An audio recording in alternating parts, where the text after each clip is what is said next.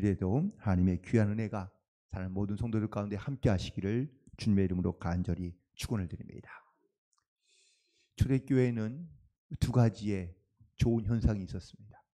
첫 번째 하나는 바로 제자의 수가 많아지고 또한 성도들의 수가 많아지는 것이었고, 두 번째 좋은 것은 이 많아진 성도들이 그냥 자기들끼리만 잘 나누고 베푼 것이 아니라 주변 어려운 사람들 가운데 구제를 실행했다라는 사실이죠.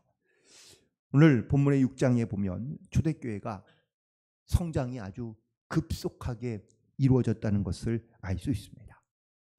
하지만 여전히 이 예루살렘 안에 있는 교회에는요, 많은 제자들이 있긴 했지만 실제로 이 많은 공동체를 이끌어가는 제자들은 12명, 정확하게 표현하면은 11명이었죠.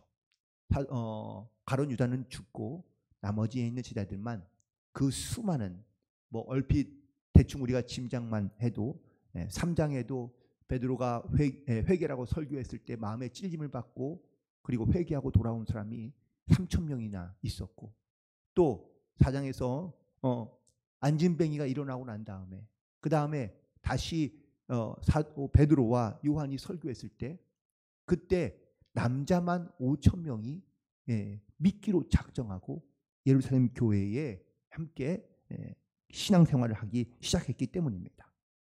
이렇듯 얼핏만 봐도 적어도 10,000명 이상의 이런 예루살렘 공동체가 만들어지게 되었고, 아주 급속도로 이 예루살렘 공동체는 사람들의 수가 넘쳐나게 된 것이죠.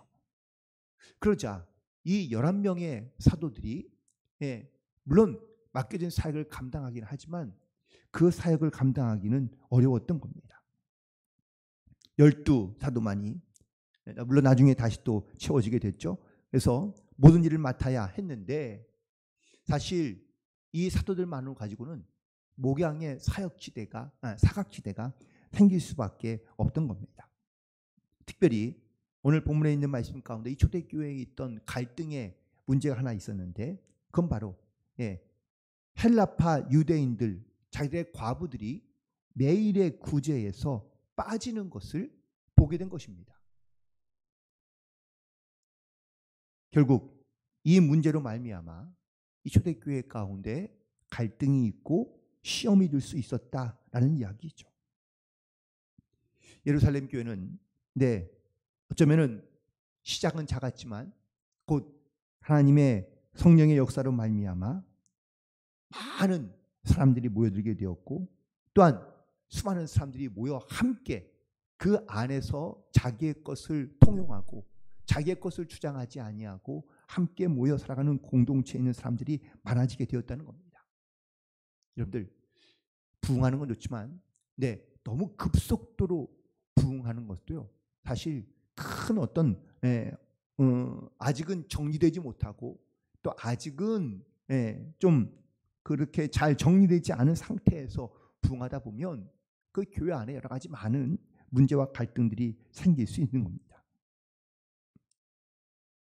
그 중에 지자들이 아마 모든 시스템을 다 관리하고 있겠죠. 성경 말씀에 보면 사람들이 자기의 재산을 팔아가지고 바로 이 교회 공동체에 내어놓는 일들이 많았는데 그 돈도 관리해야 되죠. 구제나 봉사하는 것도 해야 되죠. 관리해야 되죠. 또 설교해야 되죠. 기도해야 되죠. 사역해야 되죠. 사실 이 모든 것들을 그 12명의 사도를 가지고 한다는 것은 결코 쉽지 않았다는 겁니다. 그래서 사도들이 기도하면서 깨닫게 되는 것은 일꾼이 필요하다라는 것을 깨닫게 됩니다. 그래서 무엇보다 하나님께서 하나님의 이 사역을 하는데 함께 동역할 수 있는 동역자가 필요했고, 그리고 제자들을 다 불러놓고 그들 가운데 정말 하나님의 일을 함께 감당할 수 있는 7 집사를 세우라고 이렇게 얘기합니다. 그런데 너희 중에서 그런 7 집사, 하나님의 일을 감당할 수 있는 그러한 사람들을 세우는데 오늘 말씀 가운데 보니까 4가지의 기준을 제시하고 있는 것을 보게 됩니다. 첫 번째는 무엇입니까? 바로 존경받는 사람들이었습니다. 모든 사람들로부터 존경받을 만한 사람, 그리고 또한 교회 안에서 본이 되는 사람, 그래야 이 본을 따라 많은 사람들이 함께 그들을 보며 함께 동역할 수 있고 또한 따라갈 수 있기 때문이었던 것입니다. 두 번째는 바로 성령이 충만한 사람이었습니다. 특별히 이 하나님의 사역은 자기의 힘으로 하는 것이 아닙니다. 자기의 능력으로 하는 것이 아닙니다. 성령의 능력으로 이 일을 감당하며 주어진 사명을 감당할 수 있는 줄로 믿습니다. 그러므로 일꾼은 반드시 성령으로 충만하여 그 성령의 충만함을 가지고 사역을 감당하는 사람이었다라는 사실이죠. 그리고 세 번째는 바로 지혜가 충만했던 사람입니다. 여기서 말하는 지혜는 바로 배워서 알고 있는 어떤 지식이나 경험을 의미하는 것은 아닙니다. 물론 경험과 지식이 필요하지만 절대적으로 필요한 것은 바로 하나님께 지혜를 구하고 그 지혜로 말미암아 나아가는 겁니다. 지혜를 구한다는 것은 하나님께 뜻을 묻고 하나님께 뜻을 구하며 하나님의 지혜를 말씀을 따라 순종하며 나아간다라는 겁니다. 야고보서 1장 5절에 있는 말씀에 너희 가운데 누구든지 지혜가 부족하거든 모든 사람들에게 아낌없이 주시는 하나님께 지혜를 구하라고 말씀하고 있습니다. 그러므로 우리는 하나님께 지혜를 구하고 그리고 그 지혜를 따라 순종함으로 나아갈 수 있는 그런 귀한 하나님의 일꾼들로서 맡겨진 사역을 감당해야 될 줄로 믿습니다. 그리고 네 번째는 바로 믿음의 사람들이었습니다. 믿음의 사람은 하나님을 의지하는 믿음을 가지고 살아가는 사람들을 말하고 있는 겁니다. 내 삶에서 어떤 문제가 생기거나 혹은 또 어떤 일을 결정하려 할 때마다 우리가 자기가 알고 있는 지식과 경험으로 알므로 우리가 그 일을 결정하는 것이 아니라 하나님께 믿음으로 기도하고 그리고 믿음으로 결정해 가는 겁니다. 즉 다시 말해 하나님께 모든 삶의 우선순위를 두고 살아가는 사람들이다라는 것이죠. 내가 하나님 앞에 서 있다는 그 믿음의 고백을 가지고 그리고 날마다 그 믿음 안에 순종하는 사람들, 바로 이런 사람들을 세워서 하나님의 일을 맡기고 그리고 하나님의 일꾼이 필요했던 이 공동체 안에 건강한 믿음의 동역자들을 세우게 되었다라는 사실입니다.